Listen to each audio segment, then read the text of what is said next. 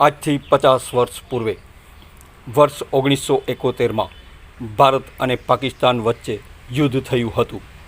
તે યુદ્ધમાં ભારતનો વિજય થયો હતો, જેના ઉપલક્ષમાં દેશભરમાં ઇન્ડિયન આર્મી દ્વારા સ્વર્ણિમ વિજય વર્ષની ઉજવણી કરવામાં આવી રહી છે. જે તે સમયે કચ્છની સરહદ પર પણ યુદ્ધનો જંગ ખેલાયો હતો. યુદ્ધમાં જીત માટે કચ્છનો પણ અગ્રીમ ફાળો રહ્યો હતો, જેથી સ્વર્ણિમ વિજય વર્ષની ઉજવણીના ઉપલક્ષમાં ભુજ તાલુકાના ભુજોડી ખાતે આવેલા વંદે માતરમ મેમોરિયલ પાર્ક ખાતે દેશભક્તિનો કાર્યક્રમ યોજાયો હતો. ખાસ તો વિજય વર્ષની ઉજવણી અનુસંધાને વિજય મશાલ આજે ભુજ ખાતે લાવવામાં આવી હતી. સૈન્ય દ્વારા મશાલનું સન્માન કરવામાં આવ્યું હતું.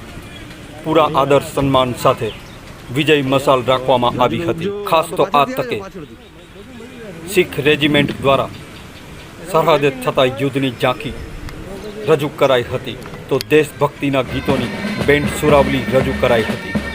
આર્મીના બ્રિગેડિયર સુધાંશુ શર્માએ જણાવ્યું હતું કે 1965 અને 1971ના યુદ્ધમાં ભારતની ભવ્ય જીત થઈ હતી. આ યુદ્ધની જીતમાં કચ્છનો પણ અગ્રીમ ફાળો રહ્યો છે. કચ્છની વીરાંગનાઓ લોકો અહીંના સજ્જનોએ સૈનિકોની મદદ કરી છે.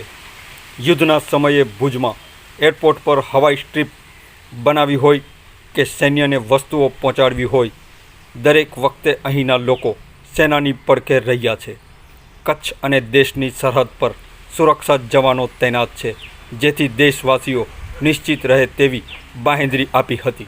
આ તકે બ્રિગેડિયર સુધાંશુ શર્માએ માહિતી આપી હતી. Kabir news, Kutch. Senior military officers, ladies, वीरांगनाएं, हमारे वॉर वेटरन्स, ऑफिसर्स और भुज के अन्य गणमान्य उपस्थित सज्जनों, सबसे पहले जय हिंद. जैसा कि आपको पहले बताया गया, आज का दिन हमारे लिए एक बहुत पावन और पवित्र दिन है, क्योंकि आज हम स्वर्णिम 50 वर्ष 1971 की लड़ाई के मना रहे हैं, और उसी उपलक्ष्य में ये मशाल भुज आज आई है,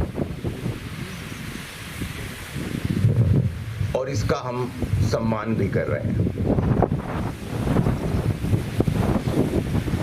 किसी भी ऐसे उपलक्ष्य को, ऐसी जीत को जब हम मनाते हैं, उसका सम्मान करते हैं, तो उसका उद्देश्य एक ही होता है. एक तो जिन जिन लोगों ने, जिन जिन वीरों ने उस लक्ष्य की प्राप्ति के लिए अपनी जान दी, उनको हम याद करें, उनको नमन करें, उनका सम्मान करें. और उससे भी महत्वपूर्ण बात यह है कि हम ये निश्चय करें कि आगे जिस जिस पद पर, जिस जिस कार्य पर, जहाँ जहाँ पर भी हम हैं, अपनी अपनी स्थिति में पूरा पूरा योगदान देश की रक्षा और उसके सम्मान और ऐसी परिस्थिति में उसकी जीत के लिए हम करें.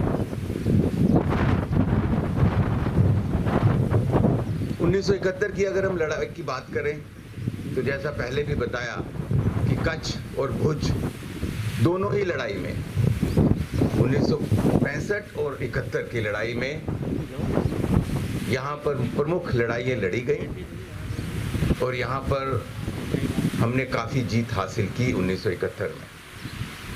जैसा आपको याद होगा कि 10 पैरा कमांडो नगर पार्कर, इस्लाम कोट, डिप्लो, बिठी, इन सब एरियाज को कैप्चर करने के बाद लगभग 1000 से ऊपर स्क्वायर किलोमीटर एरिया हमने 1971 में कैप्चर किया। उसी प्रकार उस वक्त बॉल्ड ईगल ब्रिगेड की स्थापना नहीं थी, किलो सेक्टर था और ब्रिगेडियर SS मल्होत्रा उस वक्त कमांडर थे और BSF की तीनों बटालियन 1, 2 और 3 बटालियन अंडर कमांड करके, साथ ही पैराज और दूसरी सेना की टुकड़ियों को अंडर कमांड करके हम पाकिस्तान में काफ़ी अंदर घुस गए। और वो शिमला अकॉर्ड के बाद में जो भी समझौता हुआ उसके बाद हमने उसको वापस किया, बट जीत, एक अद्भुत जीत हासिल की। तो कहने का मतलब ये है कि भुज हमेशा ऑपरेशनली बहुत महत्वपूर्ण रहा है और ये आगे भी रहेगा। ये एक सच है जो मानते हुए हमने अपनी पूरी तैयारी करी।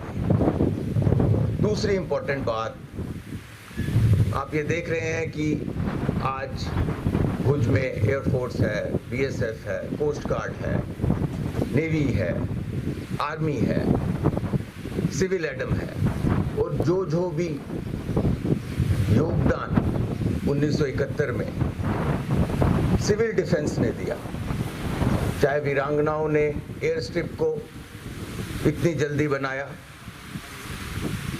चाहे जादव जी ने सायरन बजा के सचेत किया, और ये मुझे अभी जब बात कर रहा था कि 1999 में कारगिल में भी जन सामान्य लोगों ने मिलके फौज की पूरी मदद की, चाहे वो खाने की हो, चाहे वो पाइपलाइन लगाने की हो। तो भुज और कच्छ में हमने सबने, तीनों सर्विसेज ने, पैरामिलिट्री ने और सिविल डिफेंस ने, आम जनता ने हर लड़ाई में मिल के काम किया है और यही मैं आशा करता हूं कि हम आगे भी करेंगे। अंत में ये जो हमने आपका, जो सबने गटका टीम का जो प्रदर्शन देखा, मैं आपको विश्वास दिलाना चाहता हूं कि इंडियन आर्मी इसी तरह से, इसी जोश से अपना कार्य करती रहेगी और कोई भी अगर दुश्मन की ऐसी कोई हरकत हुई तो हम निश्चय ही जीत हासिल करेंगे। ये तो बिना हथियार के था, जब हथियार होंगे हाथ में तो हम कहाँ के कहाँ पहुँच जाएंगे। तो उसके लिए मैं आप सबको सेना की तरफ से पूरी तरह आश्वस्त करता हूँ कि अगली लड़ाई अगर होगी तो जीत सिर्फ हमारी होगी। आप सबका यहाँ आने के लिए और अपना समय निकालने के लिए बहुत बहुत धन्यवाद। जय हिंद।